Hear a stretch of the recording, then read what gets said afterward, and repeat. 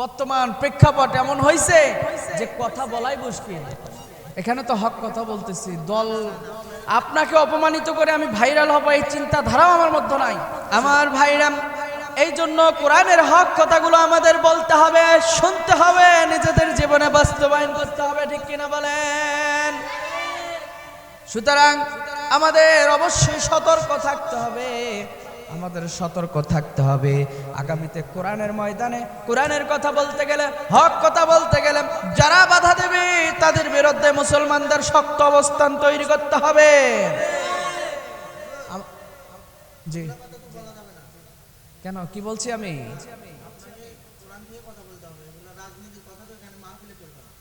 আজব কথা। আপনি কে? আপনি কে? আপনার পরিচয় কি? আপনি কথা শুনতে আসছেন, চুপচাপ কথা শোনেন। আপনি বসেন, কথা বলেন না, বসেন। আপনি কে কথা বলতে বলছে? এখানে এখানে কি হয়েছে? কোরআন হাদিসের কোরআন দিয়েই তো কথা বলতেছি আমি। আজব কথা। এই আমি কোরআনের বাইরে কোনো কথা বলছি? তো তাহলে রাজনীতি পাইলেন কোথায় আপনি? আমি তো কোরআন দিয়ে কথা বললাম। আলতাকুম মিনকুম ইয়াদউনা ইলাল খায়র তা'মুরুনা বিল মা'রুফ ওয়া তানহাউনা আনিল মুনকার। আল্লাহ বলছেন এমন একটি দল থাকবে যারা কল্যাণের পথে ডাকবে। আমি তো খারাপ কিছু বলিনি, আপনি কেন চেতে গেছেন? সমস্যা, স্বৈরাচারী শাসক কোরআনের বিরোধিতা করেছিল দীর্ঘ 17 বছর। এই জমিনে কোরআনের প্রতিষ্ঠার জন্য, কোরআনের তাফসীর করার জন্য অনুমতি নেওয়া লেগেছিল। এখনো যদি কোনো স্বৈরাচারী ভূমিকা পালন করে তাদেরকেও বাংলা ছেড়ে দিল্লিতে পালাতে বাধ্য হবে, ঠিক না বলেন? সুতরাং সোজা হয়ে যান ভাই। আপনার কষ্ট দিয়ে কোনো কথা বলতে চাই না আমি। আপনি যা করছেন শোনেন, আমি বলি আর একটা কথা বলবেন না। আপনার যা বলছেন এতেই খামোশ, একদম চুপ, স্টপ হয়ে যান।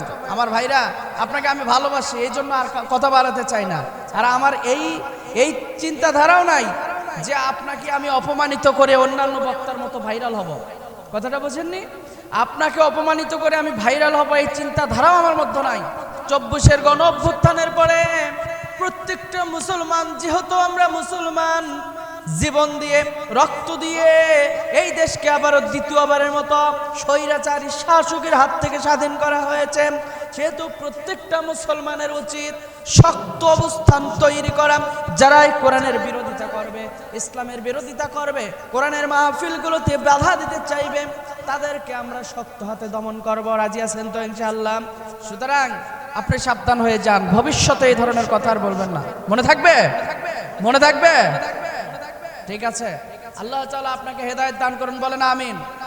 আমার ভাইরা, যাই হোক, আপনারা আর কথা বাড়ান না, কেউ কথা বাড়ায়েন না ভাই। উনি বুঝতে পারে নাই, উনি বুঝতে পারে নাই, উনি কেউ হোক। আল্লাহ পাক রব্বুল আলামিন বলেন, তোমরা আমার জমিনে আমার দিন প্রতিষ্ঠার আন্দোলন করো। এই জন্য কোরআনুল কারীমের পক্ষে আমরা আছি না নাই? জোরে বলেন, আছি না নাই? আমরা কোরআনুল কারীমের পক্ষে আছি, আমরা কোরআনের বিপক্ষে যাব না।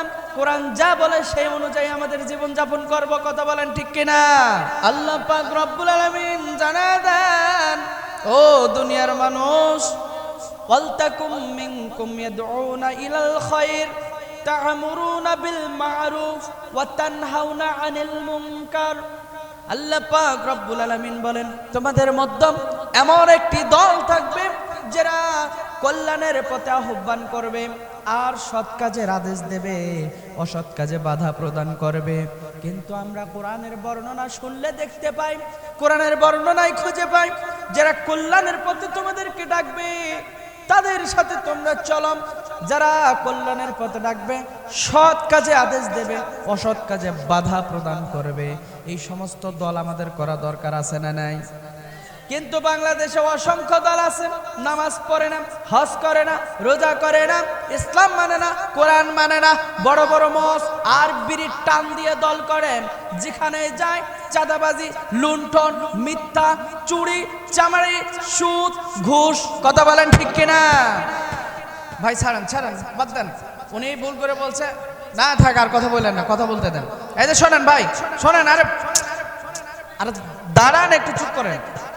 আরে ভাই চুপ করেন তো। শোনেন, উনি বুঝতে পারে নাই, হঠাৎ করে বলছে। আসলে কোরআন হাদিসের জ্ঞান নাই বিধায় সে বাধা দিছে, ঠিক কিনা বলেন? আমি দোয়া করি আমার ভাইয়ের জন্য, আল্লাহ তাআলা তার হায়াতে তয়্যিবা দান করুক, হেদায়েতের রাস্তা আল্লাহ যেন তার প্রশস্ত করে দেয়, বলেন আমিন। আমার ভাই, আপনি আর কখনো ভুল করে এই কাজটা করবেন না, মনে থাকবে? আমার ভাইরা আর কথা বলেন না, উনি ভুল বুঝতে পেরেছে, উনি ভুল বুঝতে পেরেছে, খবরদার আর আপনারা কেউ কিছু বলবেন না। আপনারা আমাকে ভালোবাসেন? এই ভাই, এই আমার দিকে তাকান, আমাকে ভালোবাসেন? জোরে বলেন ভালোবাসেন?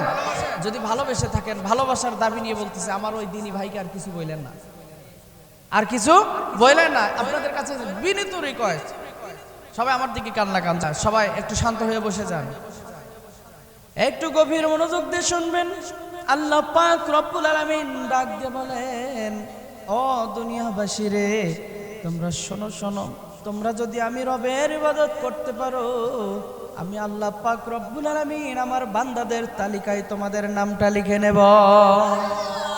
ফাদখুলি ফি ইবাদি ওয়াদখুলি জান্নাতি। ও বান্দা, তোমরা আমার ইবাদত করো, আর আমার ইবাদত করার কারণে আমার ইবাদত গুজার বান্দা হয়ে তোমরা জান্নাতে দলে দলে প্রবেশ করতে থাকো, বলেন সুবহানাল্লাহ। এই জন্য আমাদের ইবাদত করতে হবে কার? দাসত্ব করতে হবে আল্লাহ, ইবাদত করতে হবে আল্লাহর, গোলামি করতে হবে আল্লাহর। দুনিয়ার কোনো রাম বাম কোনো মানুষ আমাদের আদর্শ হতে পারে না, কোনো মানুষের আনুগত্য নয়, একমাত্র আল্লাহ এবং তার রাসূলের আনুগত্যর সন্তুষ্ট দিয়ে আমরা জান্নাত পেতে চাই, কথা বলেন ঠিক কিনা? আল্লাহ পাক রব্বুল আলামিন বলেন, ওয়ালতাকুম মিনকুম ইয়াদউনা ইলাল খায়র তা'মুরুনা বিল মা'রুফি ওয়া তানহাউনা আনিল মুনকার। ও দুনিয়ার মানুষ, তোমাদের মধ্যে এমন একটি দল থাকবে, এমন একটি দল থাকবে যারা মানুষকে কল্যাণের পথে আহ্বান করবে, সৎ কাজের আদেশ দেবে, অসৎ কাজে বাধা প্রদান করবে। এমন একটি দল থাকবে, আল্লাহ পাক রব্বুল আলামিন অত্র আয়াতে কারিমার মধ্যে দলের কথা বলেছেন, অন্যত্র আল্লাহ পাক রব্বুল আলামিন জানায় দেন, ওয়াতাসিমু বিহাবলিল্লাহ, তোমরা আল্লাহর রজ্জুকে ঐক্যবদ্ধভাবে ধারণ করো, ওয়ালা তাফাররাকু, আর তোমরা বিচ্ছিন্ন হয়ে যেও না। সুতরাং পবিত্র কোরআনুল কারীমের আয়াত অনুযায়ী আমরা মুসলিম হিসেবে কোরআন মানতে গেলে অবশ্যই যে কোনো দলকে আমাদের মানতে হবে। এই জন্য ভাইরা আমার, এই পৃথিবীর বুকে প্রশ্ন ছুড়ে দিতে পারেন, আমি একজন মুসলমান হিসাবে বাংলাদেশে অসংখ্য দল আছে, অসংখ্য নামধারী দল আছে, দুনিয়াবি স্বার্থ হাসিলের দল আছে, তাহলে আজকে আমরা কোন দলের সাথে সম্পৃক্ত হব? তাহলে আজকে আমরা কোন দলের অনুসারী হব? আজকে আমরা কোন দলের সাথে চলাচল করব? এরকম প্রশ্ন আছে না নাই? তেমনি ভাবে আমাদের মনে রাখতে হবে, আল্লাহ পাক রব্বুল আলামিন ডাক দিয়া বলেন, তোমরা এমন একটি দল করো যারা কল্যাণের পথে ডাকবে। কিসের পথে? কল্যাণের পথে যারা ডাকবে আর সৎ কাজের আদেশ দেবে, অসৎ কাজে বাধা প্রদান করবে যারা, এই দুনিয়াতে একমাত্র তারাই নাজাত প্রাপ্ত দল। এই দলগুলোকে খুঁজে বের করে প্রকৃত মুসলিম হিসেবে এই দলের আনুগত্য করতে হবে, ঠিক কিনা বলেন? কিন্তু আজকে আমাদের দেশে লক্ষ্য করলে দেখা যায় দলের কোনো অভাব নাই, আর দলের নেতাদেরকেও দেখলে মনে হয় নব্য ফেরাউন এই দলের মধ্যে আবিষ্কৃত হয়েছে, কথা বলেন ঠিক কিনা? আজকাল লক্ষ্য করে দেখবেন পবিত্র কোরআনুল কারীম এই পৃথিবীতে সৎ কাজের আদেশ দেওয়ার জন্য আল্লাহ পাক প্রেরণ করেছেন, এই কোরআন অনুযায়ী মানুষের জীবন পরিচালনা করার জন্য কোরআনকে নাজিল করেছেন, ঠিক কিনা বলেন? কিন্তু প্রকৃতপক্ষে এই কোরআন দিয়ে যখন কথা বলা হয়, কোরআনের তাফসীর করা হয়, কোরআনের সঠিক ব্যাখ্যা করা হয়, কোরআন দিয়ে মানুষদেরকে সৎ কাজের আদেশ দেওয়া হয়, তখন কি হয়? এক শ্রেণীর মানুষ কোরআন শুনতে বাধা দেয়, ঠিক কিনা বলেন? আজকে প্রায় 17টি বছর কোরআনের মাহফিল করার জন্য আল্লাহর জমিনে আল্লাহর দ্বীন কায়েমের জন্য যে তাফসীর মাহফিলের আয়োজন করা হয়েছিল, সেগুলোতে বাধা দিয়েছিল নাস্তিক, মুরতাদ, সেই সমস্ত নরপিশাচ, জালিম, স্বৈরাচারী শাসকরা, ঠিক কিনা বলেন? কিন্তু আমরা 24-এর গণ অভ্যুত্থানের পরেও আমরা ভেবেছিলাম যে আমরা ভেবেছিলাম যে হয়তো স্বাধীনভাবে মুক্ত মঞ্চে কোরআনের কথাগুলো বলতে পারবো, কিন্তু ওই যে কথায় আছে, একদল খেয়ে গেছে আর একদল খাওয়ার জন্য কি হয়ে আছে, রেডি হয়ে আছে। ভাইরা আমার,